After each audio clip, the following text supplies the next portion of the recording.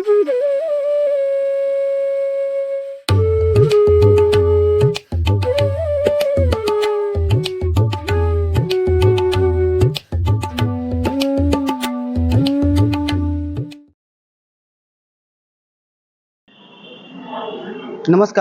आप सभी दर्शकों का स्वागत है हमारे इस YouTube चैनल के प्लेटफॉर्म पे।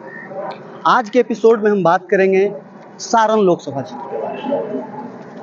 कहा जाता है कि सारण लोकसभा क्षेत्र, जिसका कि नाम हिरणों के बहुलता के आधार पर पड़ा, उस क्षेत्र को एक संसदीय क्षेत्र के रूप में नामांकित वर्ष 2008 में किया गया। कहा जाता है कि जब भारत में चुनावी प्रक्रिया का शुरुआत हुआ, चुनाव शुरू हुआ 1951-52 में, उसके बाद ज़्यादा दिन तक ये नहीं देखा गया कि ये कांग्रेस के गढ़ के रूप में जाना जाता हो। यहाँ अगर जो पहले चुनाव की बात करें तो यहाँ पे प्रजा सोशलिस्ट पार्टी के राजेंद्र सिंह ने कांग्रेस के लीला देवी को हरा दिया था। हालांकि देखा जाए तो उसके बाद कुछ आगे के चुनाव में कांग्रेस के प्रत्याशी जीते जरूर, लेकिन 1967 के बाद कांग्रेस का यहाँ प्रभाव खत्म हुआ। 1967 के बाद जिस पार्टी या जिस विचार का प्रभाव यहाँ गहरा पड़ा वो है समाजवाद का। कहा जाता है कि 1977 में आपातकाल के बाद चुनाव हुआ। चुनाव में पटना यूनिवर्सिटी के छात्र, जो कि तब आपातकाल के दौरान जेल में थे, उस छात्र को दांव पे लगाया गया इस छपरा लोकसभा क्षेत्र से। उस छात्र का नाम था लालू यादव। लालू यादव जेल से बाहर निकले, चुनावी पर्चा भरे और अपनी उम्मीदवारी के लिए पूरे छपरा लोकसभा क्षेत्र में घूमा। फलता हुआ ये चुनाव हुआ, परिणाम आया और उस परिणाम में लालू यादव को प्रचंड बहुमत मिला। प्रचंडता इस प्रकार से कि लगभग वो 4 लाख वोट से जीते। और ये जो विराट जीत लालू यादव का हुआ, माना जाता है कि यहाँ से इस लोकसभा क्षेत्र में समाजवादियों का जो स्तंभ जो है वो मजबूती से रखा गया। देखा ये जाता है कि जब कांग्रेस का प्रभाव इस क्षेत्र में खत्म हुआ, तब जो इस क्षेत्र के चुनावी दंगल में दो पार्टी या दो विचारधारा आमने सामने जो 1967 के बाद जो नजर आई है, वो भाजपा और राष्ट्रीय जनता दल या फिर समाजवादी। भाजपा को यहाँ पे पैर जमाने में जो सबसे प्रबल मददगार के रूप में देखे जाते हैं वो राजीव प्रताप रूढ़ी है। राजीव प्रताप रूढ़ी 1996 में भाजपा को इस क्षेत्र से पहली बार जीत दिलाया और राजीव प्रताप रूढ़ी यहाँ के सांसद बने। राजीव प्रताप रूढ़ी यहाँ कुल मिलाकर 4 बार सांसद यहाँ से चुने गए हैं। 1996, 1999, 2014 और 2019। हालांकि देखा यह जाता है कि राजीव प्रताप रूढ़ी जो इस क्षेत्र में अपना एक नेता के रूप में कद रखते हैं, वो 1996 से लेकर के आज तक फिर उनका कोई भी तोड़ भाजपा के पास नहीं है। हालांकि तोड़ इसलिए बोला गया है कि मतलब उनके बराबर का कोई नेता यहाँ देखने को नहीं मिला। देखा एक बात और जाता है कि राजीव प्रताप रूढ़ी आज तक लालू यादव को नहीं हरा पाए। लालू यादव के सामने जब जब राजीव प्रताप रूढ़ी उम्मीदवार के रूप में आए हैं, तब तब उनको हारना पड़ा। आप 2004 की बात करें या फिर 2009 की बात करें, दोनों बार लालू यादव और राजीव प्रताप रूढ़ी आमने सामने थे। देखा यह भी जाता है कि जब भी लालू परिवार के कोई सदस्य और राजीव प्रताप रूढ़ी इस क्षेत्र के चुनावी मैदान में आमने सामने होते हैं, तब चुनाव बड़ा कांटे का होता है। पिछली बार जो लालू परिवार और राजीव प्रताप रूढ़ी का जो चुनाव आमने सामने होकर हुआ था, वो 2014 का चुनाव था। 2014 के चुनाव में राबड़ी देवी वर्सेस राजीव प्रताप रूढ़ी। हालांकि टक्कर कांटे का था, लेकिन जीत राजीव प्रताप रूढ़ी को मिला। हालांकि कोई प्रचंड जीत नहीं मिला राजीव प्रताप रूढ़ी को, लगभग वो 40,000 वोट से जीते। और उनके जीत के पीछे सबसे बड़ा वजह ये बताया जाता है कि 2014 में नीतीश कुमार अकेले चुनाव लड़े थे और वहां से उन्होंने अपना उम्मीदवार दिया था सलीम परवेज को। सलीम परवेज लगभग 1 लाख वोट लाए थे और इसी 1 लाख वोट को राबड़ी देवी के हार का कारण माना जाता है।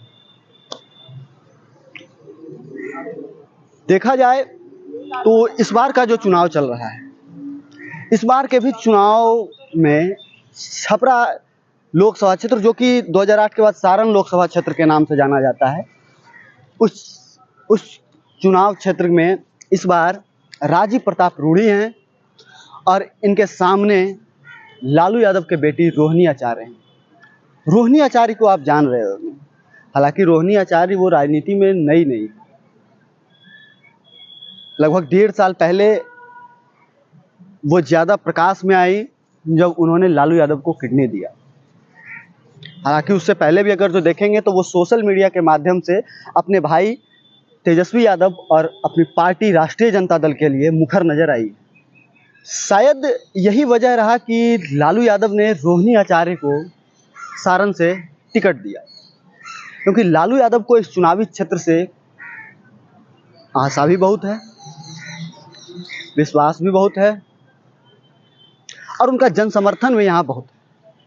उसको ठीक इस तरीके से समझ सकते हैं कि लालू यादव 2 बार ऐसा चुनाव लड़े जबकि वो 2 संसदीय क्षेत्र से लड़ रहे थे, छपरा और मधेपुरा। एक बार तो मधेपुरा से हार गए, लेकिन एक बार ऐसा आया जब वो मधेपुरा और छपरा दोनों जगह से जीते थे। उस दौरान हुआ ये था कि लालू यादव ने मधेपुरा को छोड़ा और छपरा अपने पास रखा। ठीक यही सब चीज़ों को देख समझ और सोच कर लालू यादव ने रोहिणी आचार्य के लिए एक सुरक्षित और मजबूत जनाधार वाला सीट उनके सामने दिया है। 3 मार्च को पटना में राष्ट्रीय जनता दल की तरफ से रैली किया गया था गांधी मैदान में। उसी 3 मार्च को रोहिणी आचार्य को ऑफिशियली पॉलिटिक्स में लॉन्च किया गया था। रोहिणी आचार्य के लिए लालू यादव पहली बार सारण भी जाते हैं चुनाव प्रचार के लिए और वहाँ कहते हैं कि सारण ने हमें बहुत कुछ दिया है, सारण का मैं आभारी हूँ। अब सारण रोहिणी आचार्य को एक्सेप्ट करे। रोहिणी आचार्य मजबूत भी नज़र आ रही है, मजबूत इस तरीके से नज़र आ रही है कि रोहिणी आचार्य ने एक उदाहरण तय किया है, सेट किया है कि एक बेटी अपने बाप के लिए किस तरीके से अपने महत्वपूर्ण अंगों का दान कर सकती है और ये एक इमोशनल कार्ड भी साबित हो सकता है राष्ट्रीय जनता दल के लिए। खैर, रोहिणी आचार्य हैं, लालू यादव के परिवार से हैं तो मजबूत भी है। लेकिन अगर जो उन्हीं के विपक्ष में राजीव प्रताप रूढ़ी का बात करें तो राजीव प्रताप रूढ़ी भी इस क्षेत्र में नए खिलाड़ी नहीं है। राजीव प्रताप रूढ़ी इस क्षेत्र के मजबूत जनाधार वाले नेता हैं। इनके नेतृत्व का मजबूती इस बात से पता कर सकते हैं कि ये अपनी उम्मीदवारी को 1996 से लेकर अभी तक मजबूत रखे हैं। 4 बार लोकसभा क्षेत्र का चुनाव लड़े हैं, अटल बिहारी वाजपेयी के सरकार में भी मंत्री बने हैं और अब नरेंद्र मोदी सरकार में भी मंत्री। आखिर ये लालू यादव और राजीव प्रताप रूढ़ी के बीच में आज तक कोई दूसरा उम्मीदवार क्यों नहीं आ पाया? तो उसके पीछे यहाँ का जातीय समीकरण है। देखा जाए तो शुरुआती दौर से लेकर आज तक यही देखा जाता है कि या तो यहाँ से यादव चुने गए हैं या फिर यहाँ से राजपूत चुने गए। वोटरों की संख्या यादवों की ज़्यादा है, उससे थोड़ा कम राजपूतों की। यहाँ तक अगर जो हम यादवों की बात करें तो उसका वोट जो है वो लगभग 3.5 लाख है, राजपूतों की 3.25 लाख है, वैश्य जो हैं उनका 1 से 1.25 लाख के बीच है, मुस्लिम जो हैं उनका भी लगभग 1 लाख के बीच आसपास है। देखा यह जाता है कि लालू यादव का जो या फिर राजद का जो यहाँ पे वोटरों का जो समीकरण है, जातीय समीकरण कहते हैं, वो MY का है, मुस्लिम और यादव का।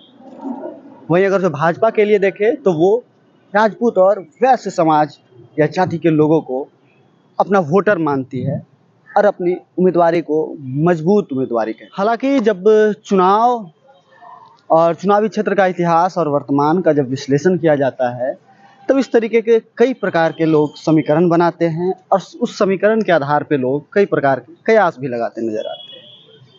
इन कयासों में कितनी सच्चाई है, ये जब चुनाव का रिजल्ट सामने आता है उस दिन पता चल जाता है। खैर, सारण लोकसभा क्षेत्र का चुनाव 5वें चरण में है, जो कि 20 मई को होगा और 4 जून को रिजल्ट सामने आएगा। उस दिन तय हो जाएगा कि आखिर कौन वाकई में मजबूत है। क्या रोहिणी आचार्य मजबूत हैं या राजीव प्रताप रूढ़ी मजबूत है। धन्यवाद। इस वीडियो में जो हम आपको सुनाना चाह रहे थे, जिस कहानी का जिक्र करना चाह रहे थे, वो यहाँ तक था। आप इस वीडियो को यहाँ तक देखें, इसके लिए आपको धन्यवाद, शुक्रिया। वीडियो अच्छी लगे तो इसे लाइक करें, चैनल को सब्सक्राइब भी कर सकते हैं और शेयर भी कर सकते हैं।